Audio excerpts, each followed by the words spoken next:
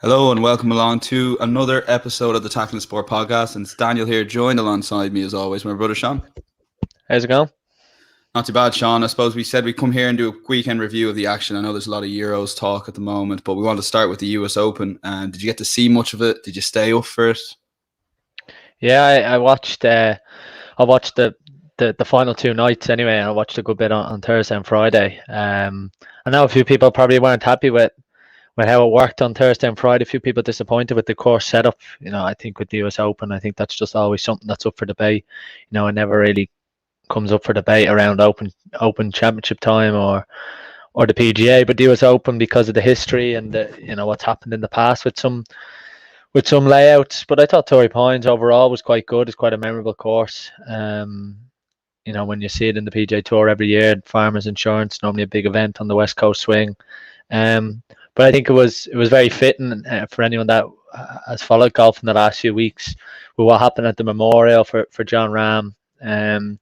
It did feel like fate, but that doesn't often translate to wins for golf in golf. Really, I can't think of anything. Maybe Shane winning in Port Rush, that kind of fate. But Jon Rahm was the clear favourite going in. He was a lot of people's pick. When we talked to the PGA preview, we were kind of saying you might fancy him at Kiwa Island, but you'd certainly fancy him at Torrey Pines. He'd won there. He won the Farmers Insurance a few years ago, but he found a way of winning, and I'm delighted for him because his career could have been very similar to a Garcia or Ricky Fowler, where they're just quite close, but they don't ever get over the line. And once you get one at the age he is, world number one, you'd certainly fancy him to win a couple more now. And hopefully the monkey is off the back because he can win. But by how well he's appeared at certain events, you'd fancy him at Augusta. You'd fancy him to win around Links Golf. He's won the Irish Open 2 years in a row a couple of years ago, and so his potential is endless. And by winning one, he's opened many doors. Yeah, and it's great. He's been a massive supporter of the Irish Open, and it's great to see that come to fruition. I know, like when he kind of went out of his way a little bit when he got very big and he had those PGA Tour wins. I kind of laughed when I saw the PGA Tour tweet his 6 or 7 PGA Tour wins that he's had, and obviously there weren't the Irish Opens there. I think it's great for Ireland that they kind of helped Jon Rahm, because he always mentioned Torrey Pines in San Diego as a course he loves playing, but he also loved coming to Ireland as well, or loves coming to Ireland. Yeah, and I think, look, when you have the world number one, who obviously is a European player and is going to be one of Harrington's key men at Whistling Straits, if you think Ireland or Europe are to win on American soil, he'll be a huge part of that. But also, I think you're right. He's a big, I suppose, believer in the European Tour and in the Irish Open as well. And I think it's difficult for certain golfers when they go to college in the States. You think of maybe Graham McDowell, people like that, where they kind of just lose touch with home a little bit. But you do get the sense from Jon Rahm that he's very much connected back to Spain as well. And Spain's a massive part of his life. I know he's a massive Atletico Bilbao fan, things like that. And I was, that ending, I think it was a pretty unique major in that sense for me. I don't think I've seen an ending like that in the 71st and 72nd hole. It felt like Poulter at the Ryder Cup. It was just there was air of inevitability when he found that fairway on 17, and Paul McKinley on commentary was kind of bigging up his chances of making birdie, and then when he stood over that putt, it was just it was electric, and it was brilliant that fans were back for that. And obviously that people in America were rooting hard for him because they all know his love affection with Torrey Pines, and he married I think he married his girlfriend there, or asked to marry his girlfriend there, so it obviously means a lot to him, San Diego. And it's a brilliant story because it doesn't often happen in golf, and we've had so much of it this year where Matsuyama, Mickelson and now Rahm, there's a real feel good factor to all three of the majors.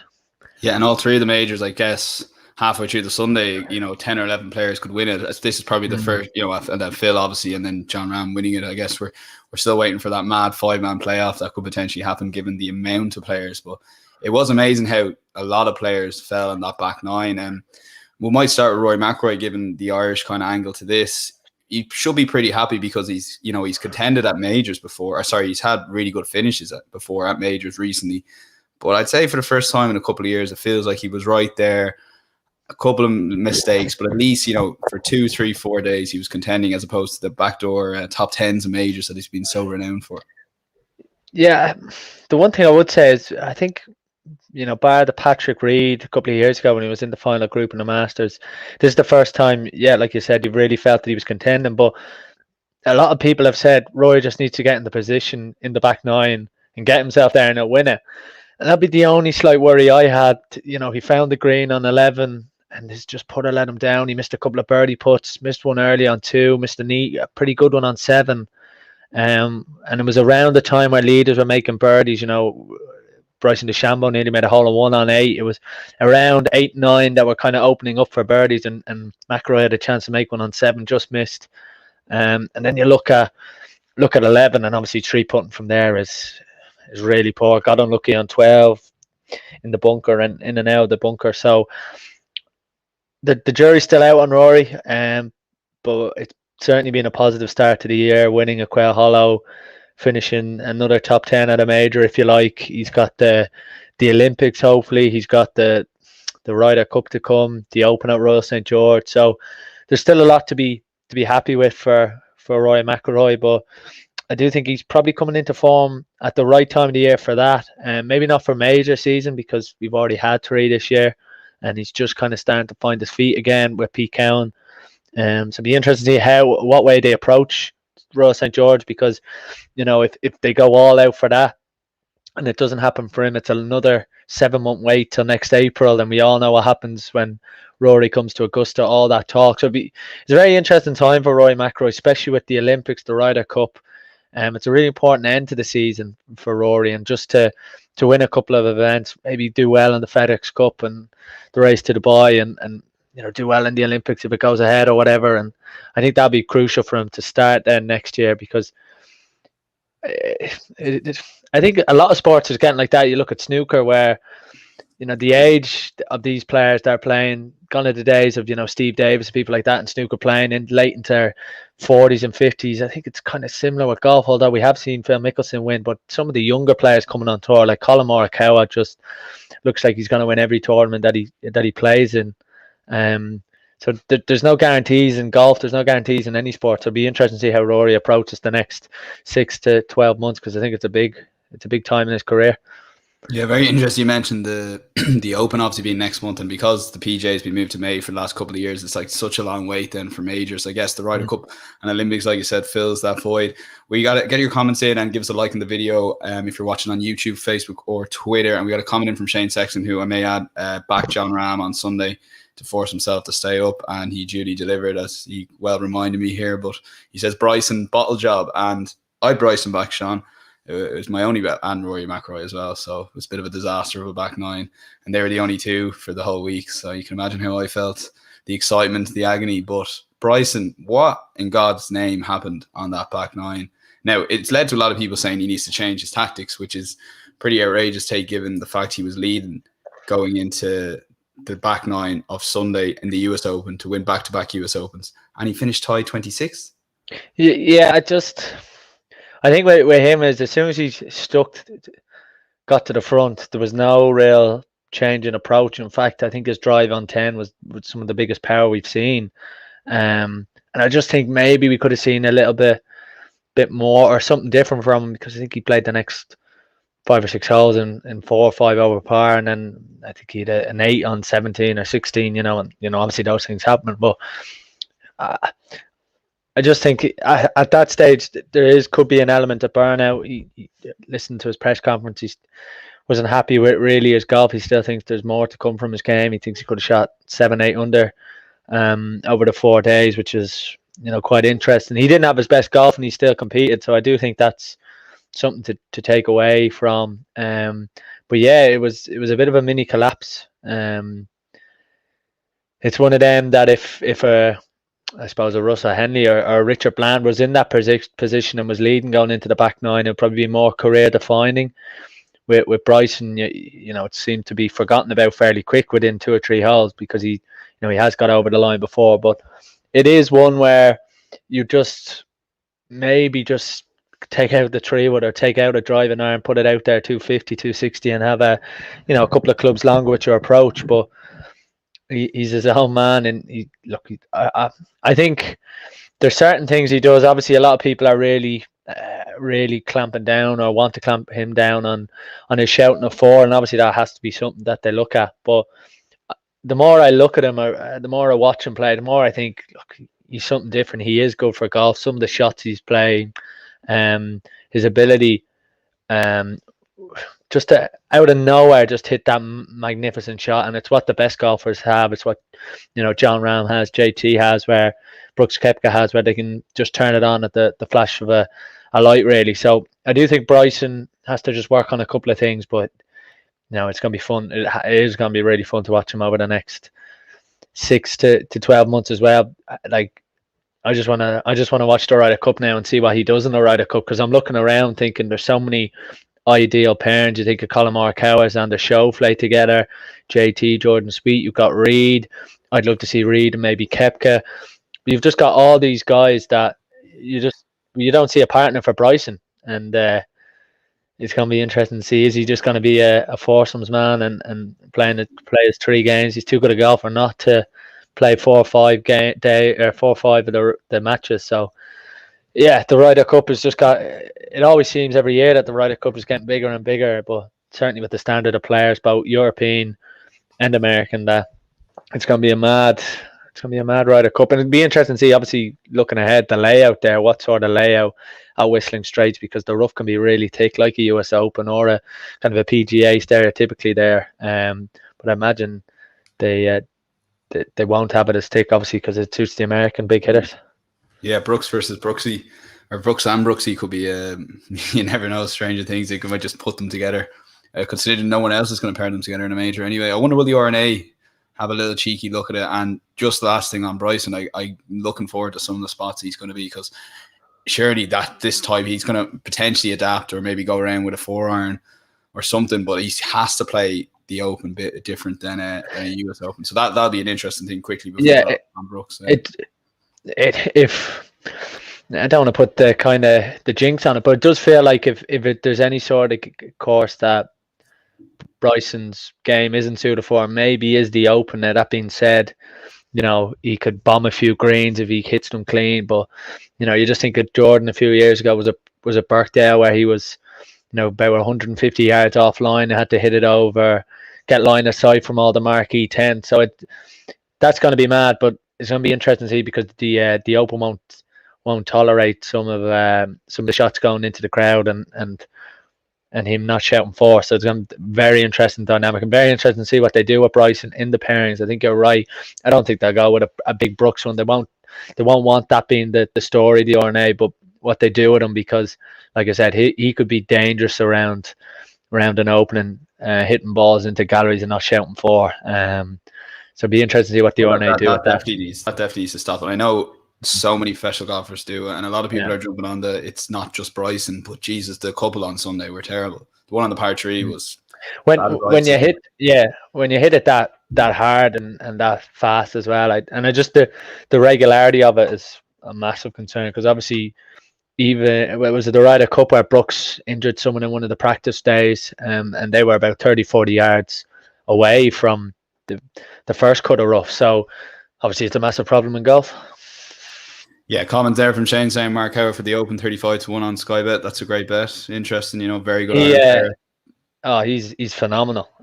He really is. I watched him last week at the Memorial, or 2 weeks ago at the Memorial. I thought he was really unlucky not to win that, and he just looks like he's tailor-made to anything. The one thing is that the putting. I mean, the putt on 8 to miss after hitting one of the best shots of the day, only to be undone by Bryson's shot into 8. But that putt to miss, I mean, you do feel like if there's anything really that's going to stop him winning 4 or 5 majors, it's that. But God, he's a really good golfer to watch. I know he's a lot of people's favorite player around at the moment, and yeah, it's interesting on his putting. Like, I remember his first win, he was holding them from everywhere, but then a 3-footer, Jesus, his head goes sometimes. So amazing that it's good to see professional golfers do. A quick word on Brooks. I think something like 5 or 6 players have beaten him in the last 4 US Opens, if that makes sense to anyone. It's just amazing, the consistency, not just in the US Open, but all the majors. And I can't see him quite winning the Open, but I can see him contending again, or at least being in and around the leaderboard and get a top 10 finish at least. And it's just amazing. He's been the most consistent player in the majors since he's really burst onto the scene after like his European Tour exploits initially. But it's just incredible consistency, and injury aside, because I know there were a couple of bad ones in the middle of that, he's just been so consistent, so ruthless, and talks a big game, and he seems to back it up then every single major. And he's just the one every time you look at a major now, I think you've got to start with Brooks Koepka and work your way back. Mm-hmm. Yeah, and going back on his Open record, I do feel like at Portrush, I think he kind of is probably one of the only majors in the last while that doesn't feel he did himself justice, because obviously his caddy was from a couple of miles out the road. He's a local lad, and I do think like he put a lot of pressure on himself to win that weekend, and obviously, look, we all know Shane got the job done, and Shane won by a bit of a canter at one stage, but I do feel like his game, I mean, Brooks is the kind of guy who could shoot a 63, 64 around Royal St. George. He's just so pinpoint at time with his irons, and links golf has that wonderful ability to make you shoot 85, but can also make you shoot a real low one. You know, we've seen Brandon Grace a couple of years ago at Troon, I think, got shoot a 62, lost round in the major. So it has that ability, links golf, and I do think Brooks is going to win again around links golf, certainly in the next few years. And while he's striking the ball as well as he is, he didn't putt well this week statistically as well. You do feel like there's certain thing not right. He's not fit, and yet, no, what was he? Nearly won the PGA, was in the final group, nearly won here, coming from not competing all week, and that's something that Brooks probably wants to get back into, competing more and more. And look, we're holding him to such high standards, you know, 4 majors already, how many times he competed, but he's an incredible golfer, and it's just an unbelievable mindset that he has, that every major week he's there or thereabouts, and he never has a bad one. Yeah, final couple of things before the Near Post podcast comment saying only consolation for Brooks is Bryson blew up, and I thought no laying up. And if you're not following no laying up during a major, you need to watch them on Twitter. I know, Sean, you got me into that initially. And another comment here saying it's great to see Matt Wolff back at his interview was quality, and that's another good talking point there as well. Yeah, I just smiling thinking that Brooks would probably be in the clubhouse watching Bryson just malfunction, trying to get a live stream, maybe watching him. But anything else you want to cover from the US Open in terms of anything really you want to cover? I know that's a good point about Matt Wolff. Yeah, I thought it was brilliant to see him back, because I was checking the odds before the event, and he was 150, and I kind of, I thought, I know he hadn't played in quite a while, he's had a few issues and things, but top 150 was brilliant value. I didn't put it on, and then his first hole they showed on Sky, and he birdied the first, and I went, oh no, it could be a long weekend for me. But now, like you said, like I think a lot of sports stars have struggled. I think certainly with the lack of fans. I know other sports people have said it, but you know, when you break through at such a young age onto the PGA Tour, and you don't get to live your normal life, if you like, you're put into a new world. You're paid a lot of money, but you're held to such high standards that it can be quite difficult for someone to endure that spotlight. But now his interview is brilliant. He's someone I think, again, is good for the game of golf. He's different. He doesn't have a normal traditional swing. But yeah, he is really good for the game, and I do like the Wolf pack is growing and growing. I see on Twitter and other social media. Yeah, absolutely. Anything on the Sky Sports coverage? I thought it was pretty good, because there's a lot of issues in America with providers. I think they had to watch on 3 or 4 different. I think Sky did well, considering that there were so many ads in America. By and large, I thought it was good. Like the likes of Nick Doherty, Andrew Colcard are very good, and obviously Hugh Murray, Paul McGinley, Rich Beam, taking time out of his Sky Sports coverage to show videos of the streaker in the US Open. I'm sure you saw that as well. Yeah, no, obviously. I think anyone who knows me knows I love Ewan Murray. I think he's one of the great. I just love him. The only thing that was missing on Sunday, there was no eagle. And that's probably the one thing you would mention about Torrey Pines. A couple of the par 5s, like the 13th, is not really an eagle one, and I know the 18th is one of the lowest scoring holes in US Open history. With just how many birdies are yielded all weekend, but there was no real big eagle there on Sunday, and that's probably the only thing, if it does go back to Torrey Pines, which there is a lot of talk about. And I know the USGA are big about putting US Opens on in municipal courses that anyone can play, anyone can rock up and play some of these courses. But that's the one thing I would say is maybe just missing a couple of eagles come Sunday. But no, Ewan Murray is brilliant. Paul McGinley's developed and obviously puts an awful lot of work into commentary. And And Brad he give Faxon he, go on. I thought was really good because it's very interesting to hear from a coach perspective as well, and someone who's on. You can see him in the practice green working with Rory, and I think for our viewers to have that insight into what Rory is dealing with, because Rory has just ripped up his game. Really, he was with Michael Bannon. He kind of has him there in the background. He's got Pete Cowan now. He's got obviously Brad Faxon, who he's worked with in the past, and you know it just shows you when you're a sports star and you're just not at your best. You keep working, you keep working, you keep trying to find a way. And I think it's fascinating to have Brad Faxon. And he was funny when Roy missed the putt and he three putted. He's kind of saying it's kind of my fault, and he kind of feels the blame. But that's a really interesting dynamic. And now Sky do the golf extremely well. Radar Riley is quality lads. Snooker Post podcast as well. You're a big fan. You've met Radar a good few times as well, Sean, on various Irish Opens through the years as well. No, he's brilliant. Yeah, and I really enjoy him, and it's just different. It's a good, and they mix it up quite well as well. You're not listening to the same. But no, Ewan Murray is by far and away one of the best sports commentators around in any sport. Yeah, let's move on to the Euros, and we might just focus on England talk here because I know it's kind of like tough to keep up with all the matches. I want to kind of get your take on England and that 0-0 against Scotland. Really, I know that it's a good few days ago now, but geez, there were a lot of concerns, and I think for the first time, probably since Gareth Southgate's been in the job, I know there's been murmurs, but he's really under pressure given his team selections. What did you make of the team selection? Can you see where he's coming from? Does Jack Grealish have to start? Do they have to? Are they like? Is this all-star England team that everybody wants, myself included, just to watch them? Is that viable? Given the players they have, or is Gareth Southgate kind of going about it the right way? Given what international football really is, like look at France. They're really amazing. They have the best players in the world. But a good bit clearer team that's on paper, and they seem to always try and just do enough. Even against Hungary, they knew a draw was fine. They're happy out. If they could score the winner, great. If not, fine. With England, is he going about it the right way? Is an all-star team viable?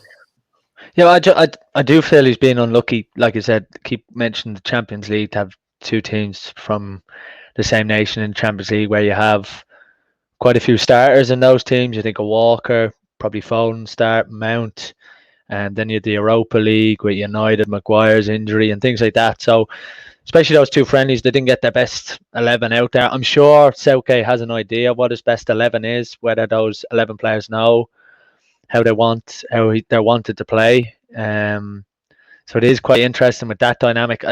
One thing I would say is, I think whatever happened in that game, which I thought England were really poor in, but you still think they should have won the game. England are so big on set pieces, they should have scored that header. John Stones should have scored that header, but you do feel like that game was quite an interesting game, because either way it would have been bigged up and it would have been built up. But to hear the fans booing at the end is not a good look, and you can probably just feel the players find that pressure. Obviously now with Billy Gilmore testing positive, Ben Chilwell, Mason Mount potentially out of the Czech Republic game. If Mount's missing, I do think England are a shadow of the team. I think he would really impress me against Scotland. I know he had a bit of a battle with Billy Gilmore, but I did think if there was any of the player for England that was shining, that was trying something different, was trying risky balls, was trying to speed up the play, I thought it was Mason Mount. So I do think that would be a massive loss for them if he doesn't play. Obviously set piece as well, put in that ball for John Stones. But it does feel like you're looking, there was that photo I think it was around the 50th minute where Jack Grealish was just tying his boot and it came up and the crowd were cheering, and you had in the background, you had Rashford, you had Jude Bellingham, you had Jadon Sancho there, Dominic Calvert-Lewin. I mean, you're just looking at all these players going, how aren't England registering more shots than Scotland at the bare minimum? Scotland had more shots than them on the night. Bar that header on the post, you didn't really feel where a goal was coming from for England. Harry Kane looked very sluggish. Grant Hanley probably had one of the easier games he's had all year, and that's not being an exaggeration. Everything was played in front of him. There was no real balls over the top. There was a really good ball by Mount to Sterling, I think, early in the first half. But other than that, England didn't get in behind them at all. They didn't stretch them. they were just really poor. Now Scotland were great on the night. They controlled a lot of things. Their fullbacks got out to England's fullbacks and England's wingers very, very quick. That's one of the advantages of five at the back. Because you think of Kane and you think of get balls into the box early, but Andy Robertson and Stephen O'Donnell, who obviously came in for a bit of flack for the Czech Republic game. There's probably talks that maybe Patterson at Rangers should start, although he's young. I thought they were exceptional because Shaw and James didn't create anything for England, and that was massively down to the Scotland's fullbacks and Scotland's two centre halves of the three on the wing as well, pushing out. So it did feel like England were really up against it, and Scotland had done a number on them. But that being said, you can still mix up your play. That's the problem really with Phillips and Rice. Not one of them really made a long bursting run. You think of Locatelli's goal for Italy, where he plays the ball out wide and he gets in the box, something like that, just change the angle of the play. So England were very safe, very placid in how they played. So I do think just on, we're getting a lot of comments, Sean, about Jadon Sancho. Near post pocket save. Sancho played in the Premier League, he'd be starting, no doubt, quality player. Keane goes a little bit further. If Sancho joins United, he'll be guaranteed to start for England. Southgate's a clown. The Sancho talk, like the fact, I know Gareth Southgate, I don't know whether he meant it or not, refer to Jadon Sancho as well as other players as inexperienced. Is that fair? And I just given, like, I was kind of building the comments here and keep getting your comments and likes, and I said, should Jack Grealish start? I'm trying to build it around Jack Grealish, and it seems a lot of people are looking at Jadon Sancho first and foremost. Yeah, well, the thing is, you have Sterling and Rashford, who probably are to a Southgate, I wouldn't just say favourites, but two of the players Southgate trusts, and they both have had difficult years for their club. Rashford, I think there's talks of linking him to Michael Owen and playing so much when you're young. Rashford has been on the prowl since the Van Gaal days at United, so that just shows you how long he's been around. And you do feel like maybe he just needs a break and he just needs to rest. And I think it's the shoulder or his elbow that he's a problem with at the moment. Sterling just hasn't played enough for City. Again, if you think of Sterling, he's someone who burst onto the scene at 17 for Liverpool, flying along, and he's kind of been playing week in, week out for a number of years, and he's just, I wouldn't say he's burnt out, but he's not as good as he was a couple of years ago. And here you've got players like Grealish at 25 coming into his prime. You've got Sancho, who, let's not forget, left the comfort of Man City, left absolute luxury of Man City to go to another country to learn a language, to break in, probably knowing that, he's probably told at the time that he's not doing his England chances any favours by going there, out of sight, out of mind, but he's still gone up there. I think he's got 16 goals, 20 assists this year. He's ripped it up for Dortmund. Dortmund were unlucky in the Champions League this year to run into Man City. So you've got Grealish and Sancho, or Rashford and Sterling, and the conservative idea maybe of Southgate is to go with one of Sterling or Rashford and go with Foden.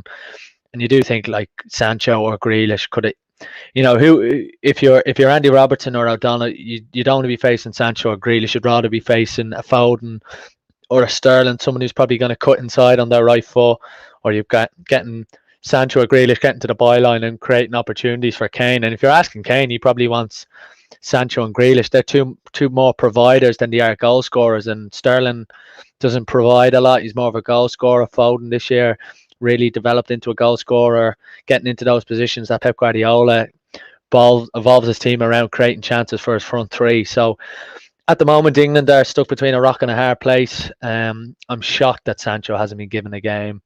It does, if you've that kind of player sitting on the bench, someone who's been linked with, a move to United for 80-90 million.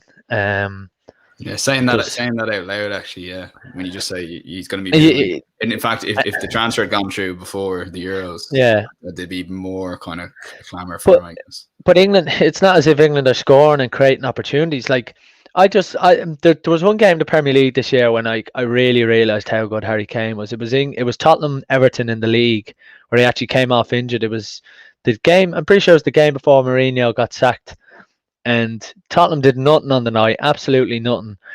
and Harry Kane got 2 quarter chances and he took them both away. And it's not like England need to create 12 chances to score. They only need to create 2 or 3 chances for Harry Kane and they'll score. And the fact is, they're not creating any of that. And now you've got all this hoo-ha about should Harry Kane start. And obviously he should start. Is he undroppable? Then you have people like Gary Neville out defending him and all this. And then you've got people like Souness and Roy Keane saying, is his transfer talk that everyone's been fueling affecting England? Is he leggy? Is he fit? They're just not creating anything for him. And Harry Kane is dropping deeper and deeper. And even if you have that, you want runners in behind. And Sterling's not making those runs. Foden, 2 of them, you don't massively associate with making those runs in behind. If it was Rashford, if it was Sancho, maybe they'd make those runs in behind. So it's very interesting for England at the moment. You would worry for them. I was watching that the other night, and I was watching with a few of my mates, and I was kind of comfortable that I didn't think football was coming home per se. I didn't think England were going to go deep in the competition, but I still think they've more in them. And if it did click, I think that performance against Scotland might help them because it might tell them they aren't quite there yet. There is work to be done, but now considering how poor they were. I think there's better teams out there. Whether it's England avoid them or they get lucky, remains to be seen. Yeah, maybe if I feel like Southgate, he's better. He was better in 2018 because you kind of knew the team. There was no real, from memory now. I know it's years ago, but there was no real issues with team selection. He's just got so many good players that just all of a sudden, I know they were coming through. Like I remember Gary Neville referencing that the Euros 2016 against Iceland was his favourite tournament because he could see players coming through. They were always coming through, but all of a sudden they've got Phil Foden, Jack Grealish, Jude Bellingham, and Sancho at Dortmund. And then Harry Kane, like you said, it just feels like he doesn't know what to do with the team. Now we're all setting ourselves up for the last 16 game at Wembley, which will be up against Germany or Portugal probably. Do you see England getting through that game, given that Germany went from absolutely terrible, they were shocking against France, to unbelievable against Portugal? I know Portugal then were dreadful as well. So it's suddenly that's the game. That's going to be some game, isn't it? Like the pressure on Gareth Southgate to get his team right. Whatever about the next game here against Czech Republic, to get his team right, the last 16 in Wembley, which they will more than likely top the group. I can't see a way they don't. Yeah, but there obviously is an element of Southgate looking ahead as well, and he's had to come out this week and say Kane is starting. He's almost a guaranteed starter, if you like. But there will be an element of one eye. Either way, they're gonna have a tough last 16 game. I think most teams are. Looking at the teams that qualified, you've the likes of Italy now, the Dutch that are coming good, Belgium. So they're going to come up against a good team eventually. But I think he may start Maguire to give him games, because otherwise you're going to go in and throw him in after not playing for a couple of weeks. I wouldn't be surprised to see Henderson play against Czech Republic, because I think they might go with a bit more experience, knowing that they only need a goal or two to win it. And I do think if England get into that mindset of they only need a goal or two to win, I think that might help them. I don't think they need to go out and beat teams 5 or 6-0. In tournaments, the Euros has always been known for being low scoring, and I think look at Spain, for example. All their wins 1-0s, 0-0s, 2-0s. Yeah, and they just need to keep it that way and make sure they're defensively sound. And that is something that they have, taken a little bit out of their attacking play. But even in the World Cup, bar Panama, they didn't score massive amounts of goals. I know Kane won the Golden Boot, but most of them were penalties. And against Croatia, scored a free kick and a lot of set ball play. So they don't naturally create a lot and score a lot of goals. They probably don't have a system yet in place. They're probably missing a midfielder, and maybe Jude Bellingham is that missing piece in a couple of years' time, which I think he could well be. Some would argue he's ready now, but I was just going to ask you, is he ready now? I do think that midfield of Phillips and Rice is, for how well Rice was against Croatia, and I think they probably needed that against Croatia because Croatia's midfield is very strong. There is something lacking. There isn't that real pace about it. There isn't that kind of box-to-box midfielder, and I do think Bellingham is a bit more direct than Phillips. Doesn't maybe have the technical ability yet, of Calvin Phillips. But maybe it is too much pressure on. I think he turns 18 in the next week or two. Maybe it is too much pressure on his shoulders. You've seen what's happened to the likes of, top of your head, Theo Walcott. Obviously Wayne Rooney had an amazing career, but when you have so much pressure on them so young, but I think he may well bring Henderson in for a game. Maybe does he rest Rice or Phillips? But I think he needs to give Henderson and Maguire a game, because if time comes around and they have a big game and they have a big moment, those guys need to be able to, whether it's start or come off the bench, and have that 10 or 15 minutes or 20-minute cameo that they have. They're ready, they're game prepared. And that's the one thing you would say is England's friendlies were against Austria and Romania. I think it was not two of the best sides, but they never got close to having their best starting 11 on, and they were playing players that were outside of the original 26. And it does feel like everything is it's not clicking yet for England, but that does mean if it does click, it clicks in the middle of a tournament, and then you go on a run like they did a couple of years ago. So it's an interesting place for England, but there's a few other teams that they'll certainly be worried about, and namely the three teams that have topped the group already: Italy, the Dutch, and Belgium. Yeah, so keep getting your comments in. I know there's a comment here saying Hendo's not fit, rather fully fit. He'd rather fully fit Phillips than half fit Hendo. That's from the Near Post podcast. Yeah, you can make that argument, absolutely. Just we're kind of finish up on England, and maybe Sean, just a final, maybe one or two things in the Euros before we wrap it up for tonight. Any teams you want to speak about very quickly in terms of who's impressed you so far? We're going to go live on Thursday night with our predictions again, previewing those last 16 games. And I know it's all geared towards those knockout stages, given the format. So any last takes you have on any other teams that have impressed you so far, or team maybe hiding in the long grass, considering everyone's dark horse Turkey are obviously out? Yeah, and Ukraine, who might get through as the third place team, but they were really poor today. But it does beg a question about European qualification and how some of those teams perform, because Ukraine and Turkey were two of the better sides in the last while, two of the more up and coming sides from the qualification groups, and sometimes they just they haven't quite done it in this tournament anyway. Ukraine, like I said, might get through as one of the third place teams. But the one thing I would find is the Hungary France game was having the 40, 50,000, whatever it was.